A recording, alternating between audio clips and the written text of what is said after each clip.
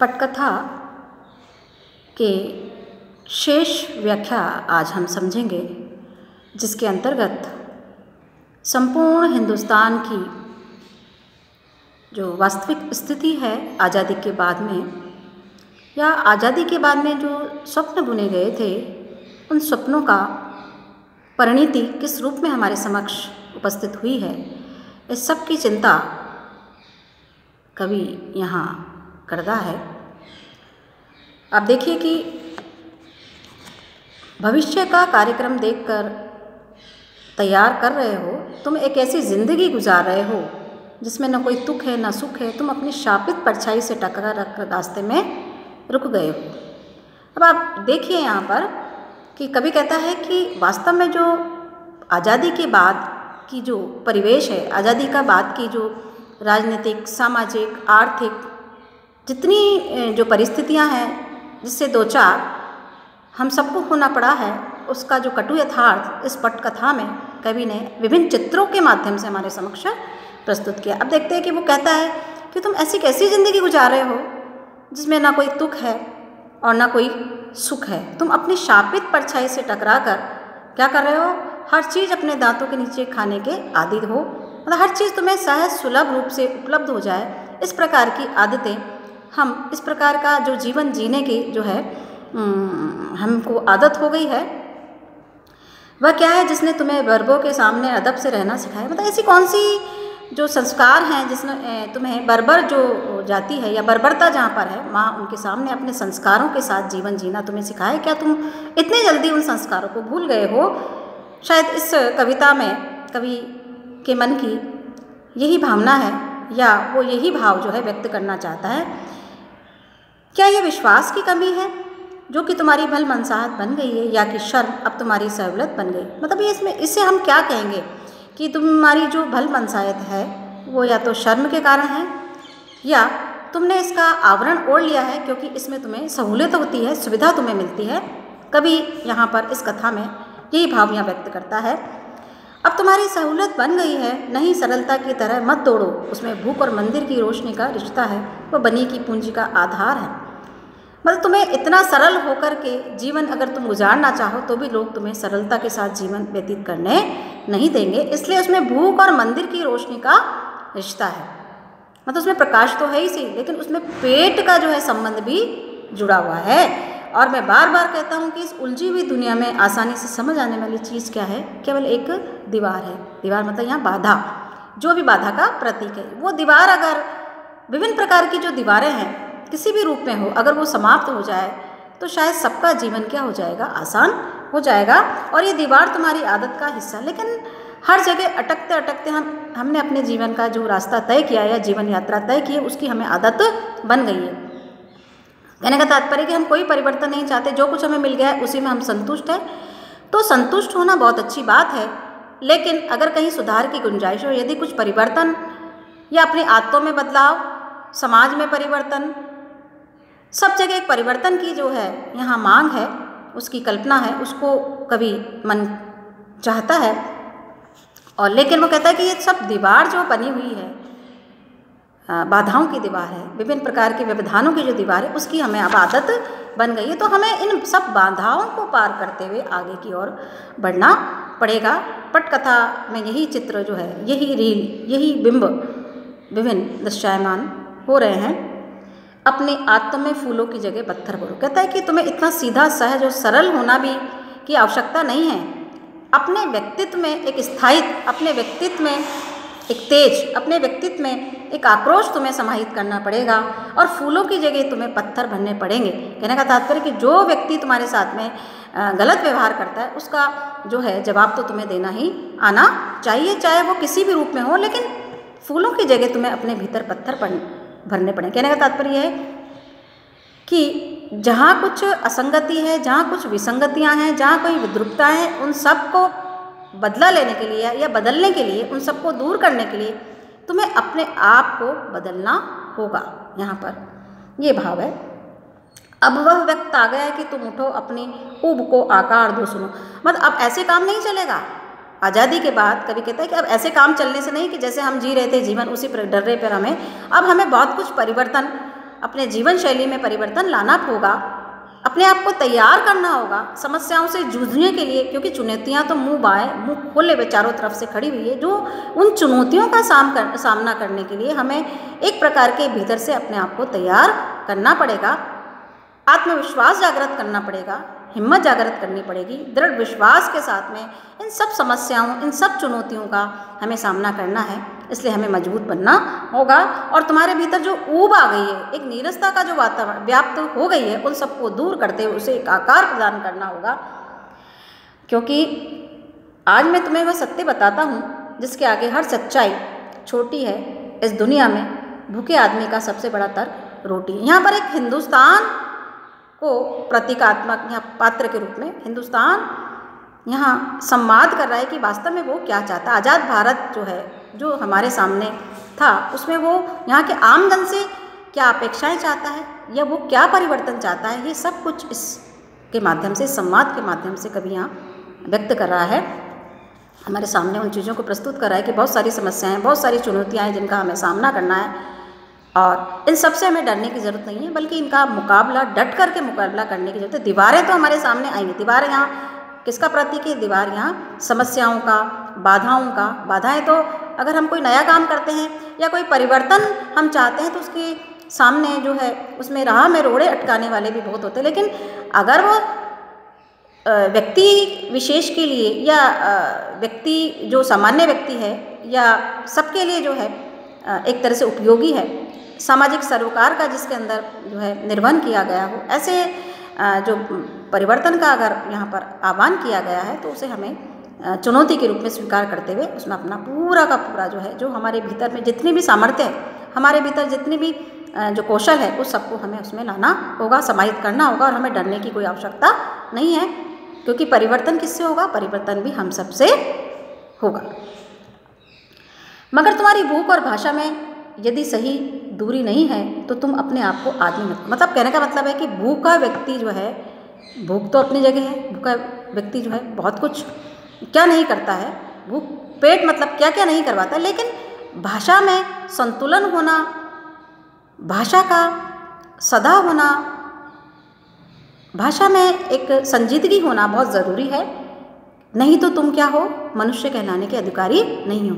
क्योंकि पेट भरना तो जानवर भी पेट भरता है और मनुष्य तो, केवल मनुष्य में और पशुओं में यही अंतर है कि वो मनुष्यता के गुण को बनाए रखता है, संवेदना उसके भीतर स्पंदित होती रहती है, ये सारे गुण उसके भीतर पाए जाते हैं। नहीं तो सारे के सारे जो है खाना पीना सब कुछ तो और ये सब करते हैं, क्योंकि ये पशु होने की निशानी की, और पशु होने की निशानी ये है कि आपके भीतर जो है संवेदनाएं मर गई हैं, आपके भीतर एक वहशीपना आ गया है, आपके भीतर एक जो है केवल भूख ही भूख आपको लगती है, या भूख के बारे में केवल अपने पेट के बारे में सोचते हैं। आप सामान्य व्यक्ति के बारे में या एक आम जन के बारे में, उसके दुखों के बारे में, उसकी वेदना के बारे में, उसकी पीड़ा के बारे में नहीं सोचते, तो हम मनुष्य कहलाने के अधिकारी, मतलब अगर हमारे मनुष्यता का गुण हमारे भीतर नहीं है, यदि हम मानव जन की पीड़ा, मानव मन की पीड़ा को नहीं समझ पा रहे हैं, उसको महसूस नहीं कर पा रहे हैं, उनकी दुख, उनके दर्द को सुनकर अगर हमारा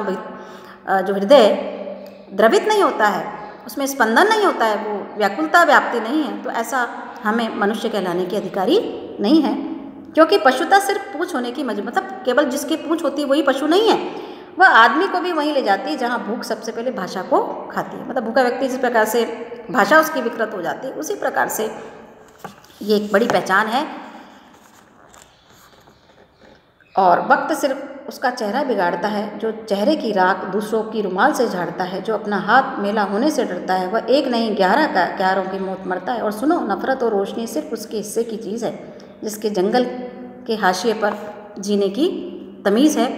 इसलिए उठो, अपने भीतर सोए हुए जंगल को आवाज़ दो, उसे जगाओ और देखो कि तुम अकेले नहीं हो। मतलब अपने भीतर जो तुम्हारे अंदर एक जंगल, जो जैसे जंगल में एक जंगल राज हो जाता है, हर प्रकार के पशु वहाँ होते हैं, तो उसी प्रकार से एक ये सिंबॉलिक है, प्रतीकात्मक रूप में यहाँ पर कभी बात करता है पटकथा के भीतर कि अगर अब जीने की तमीज़ आपको होनी चाहिए, अपने भीतर का जो जंगल है उसको आवाज़ दो, जो सोया हुआ है उसको जगाओ कि तुम अकेले नहीं हो। मतलब तुम्हारे साथ संपूर्ण जो है मनुष्यता, तुम्हारे साथ है, संपूर्ण लोक तुम्हारे साथ है।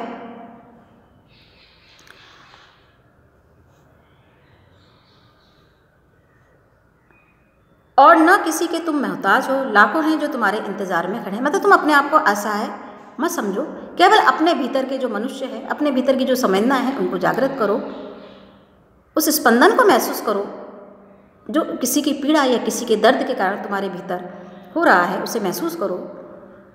लाखों हैं जो तुम्हारे इंतज़ार में खड़े हैं, वहाँ चलो, उसका साथ दो और इस तिलस्म का जादू उतारने में उसकी मदद करो। साबित करो कि वे सारी चीज़ें अंधी हो गई जिसमें तुम मतलब तुम अपने आप को एक अच्छा मनुष्य सिद्ध करो। अपने व्यक्तित्व का निर्माण इस प्रकार से करो कि उसके अंदर सारी वो भावनाएं, सारे वो गुण आए जो किसी भी व्यक्तित्व की क्या होती है, विशेषताएं होती हैं, उसका गुण होता है। अपने व्यक्तित्व में तुम उत्कृष्टता लाओ, अपने व्यक्तित्व को तुम एक ऊंचाइयां प्रदान करो, ये सारी चीज़ें, और ये बात सिद्ध करो कि तुम सारी जो विसंगतियां हैं, सारी जो विद्रुपताएं हैं, सारी जो अव्यवस्थाएं, उसमें तुम शरीक नहीं हो, उसका हिस्सा आप नहीं हो। इसको भी सिद्ध करो। अब ये सिद्ध कैसे करेंगे कि हम अपने भीतर की जो है, अपने भीतर ऐसी जो है गुणों को पैदा करें या ऐसे गुणों को हम समाहित करें जो हमारे एक सच्चे एक मनुष्य होने की एक निशानी हो। ऐसा गुण हम, ऐसे सभी गुणों को हम पैदा करें जो हमारे व्यक्ति का विकास हो, जिससे हमारा जो है चहुमुखी विकास हो और हम प्रत्येक मनुष्य के दुख दर्द को समझें, और यही मनुष्य होने की निशानी। इसी बात पर जो कभी यहाँ पर इशारा है, उसका इंगित कर रहा है, वह बात जोड़ देता है कि तुम जंगलों से निकलो, पशुता की जो भावनाएं लोगों में घर कर रही उस सब से निकलो, आम आदमी की जो पीड़ा है उसको समझो, आम आदमी के दुख दर्द को समझो, और सारी जो बुराइयां हैं मनुष्य के भीतर की, उन सब से वो क्या है, छुटकारा पा जाए और उसके भीतर से एक सुंदर व्यक्तित्व का विकास हो। ये वो चाहता है।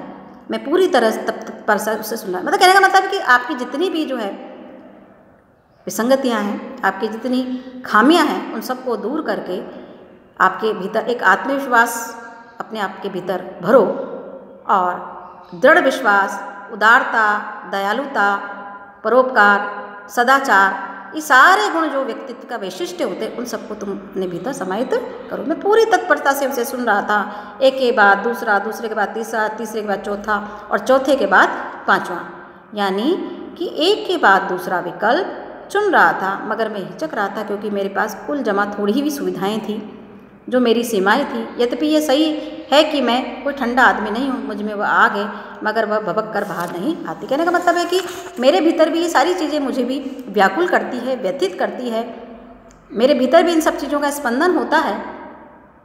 बहुत सारी बातें यहाँ पर कभी जो है संवाद हो रहा है कि वास्तव में हमें आज़ादी के बाद जो सपने जो पूर्ण नहीं हो, उनको पूर्ण करने के लिए हमें खुद का, हमारा अपना क्या सहयोग है, हमारा क्या योगदान है। ये नहीं कि हम दूसरों को उपदेश देते रहें और अपने भीतर कुछ भी हम परिवर्तन न लाएं। तो ये परिवर्तन की शुरुआत कहाँ से? अपने भीतर से ही हमें करनी होगी। हमें जो कुछ मिला है, जो कुछ चुनौतियाँ हमें मिली है, उन सब का हमें सामना करना है, उन सब से घबराना नहीं है। उन मुसीबतों, जो भी दीवारें हैं, जो भी बाधाएं हैं, जो भी समस्याएं हैं, उन सबको एक चुनौती के रूप में स्वीकार करते उन सबको हमें दूर करना है, क्योंकि इसके चारों तरफ चक्कर काटता हुआ एक पूंजीपति दिमाग है जो परिवर्तन तो चाहता है, मगर आहिस्ता आहिस्ता कुछ इस तरह की चीज़ों की शालीनता बनी रहे और कुछ इस तरह की कांट भी ढकी रहे और विरोध में उठे हुए हाथ की मुट्ठी भी तनी रहे। और यही वजह है कि बहलने की हद तक आते आते रुक जाती है, क्योंकि हर चीज़ चंद टुच्ची सुविधाओं के लालच के सामने अभियोग की भाषा। मतलब कहने का मतलब है कि कई बार लोग आक्रोश के साथ बहुत कुछ परिवर्तन करना चाहते हैं, लेकिन उसकी राह में जो बाधाएं आती है, क्योंकि लोग उस परिवर्तन में ज़्यादा चाहते नहीं हैं, लेकिन वो अपने हिसाब से दुनिया को चलाना चाहते हैं। ऐसे लोग भी हमारे राह में बाधक बनते हैं और वो सामने आते हैं, लेकिन हमें इन सब को पार करते हुए जो हमें उचित लगता है, जो एक आम आदमी के सरोकारों से एक आदमी की जो है दुख दर्दों को दूर करने वाला, ऐसी चीज़ों के साथ हमें जुड़ना है और इन सब को साथ में लेकर के हमें चलना है कि वास्तव में हम एक व्यवस्था बनाने के लिए, समाज में व्यवस्था बनाने के लिए, हर तरह से इस परिवेश को सुधारने के लिए परिवर्तन, जहाँ जहाँ हमें विसंगतियाँ दिखाई दे रही है, तो इसका मतलब है कि शुरुआत भी हमें अपने आप से करनी है। हमें किसी से डरना नहीं है, और वो इन सब बातों को बड़े आसानी के साथ में, बड़ी शांति के साथ, बड़ी खामोशी के साथ कवि कह रहा है कि वो सुन रहा है, क्योंकि यह संवाद है कि एक आज़ाद हिंदुस्तान जो है एक आम आदमी से क्या अपेक्षा रख रहा है। वो संवाद कर रहा है कि वास्तव में कहाँ कहाँ हमें क्या क्या चुनौतियाँ हमें मिली है, और उन सब का सामना करते हुए हमें किस प्रकार से आगे बढ़ना है, और एक नए भारत की तस्वीर जो हमें सामने लानी है उसको बदल करके रख देना है, जिसके अंदर विकास होगा, जिसके अंदर जो है शिक्षा होगी, जिसके अंदर बहुत कुछ परिवर्तन होगा, जिसमें हरियाली होगी, हवा, खुली हवा, है ना, सब कुछ होगा, जहाँ सब कुछ हमारा अपना होगा। ये परिवर्तन यहाँ पर पटकथा के अंदर अनेक समस्याओं का चित्रण पूर्व में किया, बहुत लंबी कविता है, और उसके बाद में वो क्या क्या परिवर्तन की जो है चाहत रखता है, क्या क्या एक आम आदमी से वो चाहता है कि हम सबको अपना किस प्रकार से हाथ कंधे से कंधा मिलावे अपना सहयोग प्रदान करना है। इन सब की जो है यहाँ पर इस कविता में कवि अपनी बातें रखता है। शेष जो है व्याख्या और विश्लेषण हम आगे वाली कक्षा में करेंगे।